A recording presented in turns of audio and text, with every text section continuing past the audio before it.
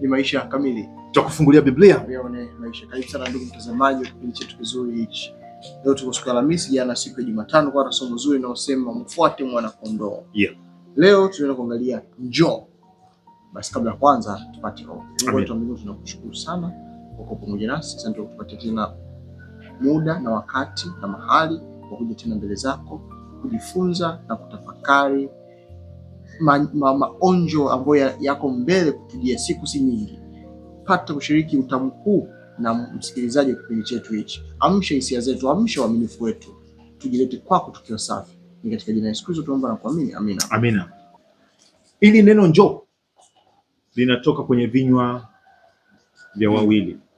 Ndugu yetu, hili neno njoo linatoka kwa Bwana Yesu na bibi harusi wake. Yesu katika Yohana 6:37 anasema, yeyote ajaye kwangu sitamtupa nje kamwe. Amina. Mathayo 11 anasemaje? Mathayo 11:28 na 29, njoni wenye kulemewa na mizigo nami nitawapumzisha. Ni mwito. Hizo narudia tena na tena katika Injili.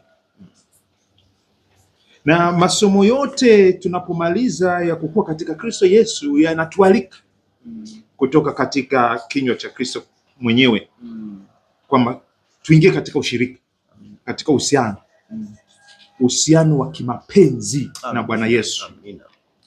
Sasa hawa ambao tayari wamekwisha kuposwa na Bwana Yesu, bikira hawa, bibi harusi, nao wanaongezea. Ndio sisi ni.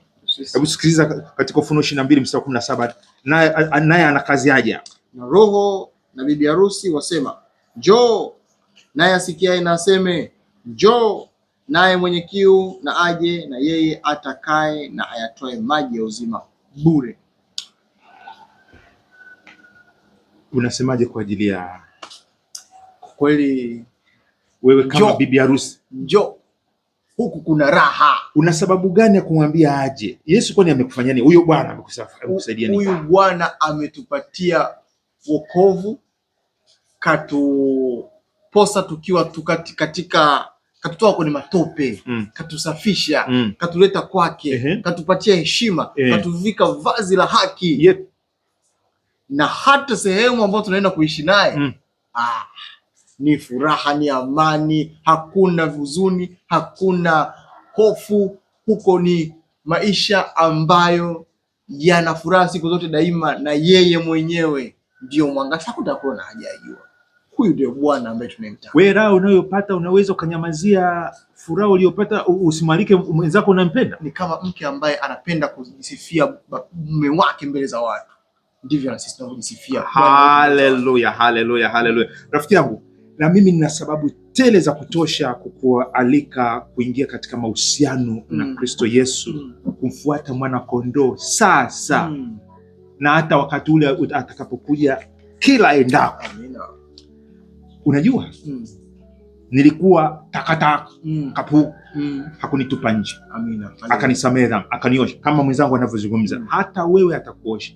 Kama unataka na wewe umepokea, share ujumbe huu. Amina. Shiriki na wenzako. Amina. Hii sio ulipendwa. Hata sasa watu wanaitwa waje karamuni na nyumba na sherehe ni watu bwana. Sherehe ni watu. Kadri tunavyokuwa wengi katika uhusiano huu, ushirika huu, ndio furaha yetu inaongezeka. Na Bwana pia anaongezeka. Kama uko tayari kuitikia wito huu, basi tuombe. Baba yetu wa mbinguni, tunakushukuru kwa ajili ya wito huu uliofikisha kwetu, nasi tukaupokea, nasi tukaufikisha kwa watoto wako kupitia njia hii ya mawasiliano. Yeyote aliyesikia, yeyote atakaye, anapokuja kwako usimtupe nje. Kamwoshe, kamtakase kwa damu ya Yesu.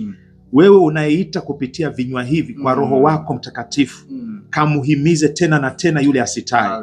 Hata yule ambaye anajihisi hastahili, apendeki, amekataliwa, Baba kampokee tena kwa jina lako Yesu.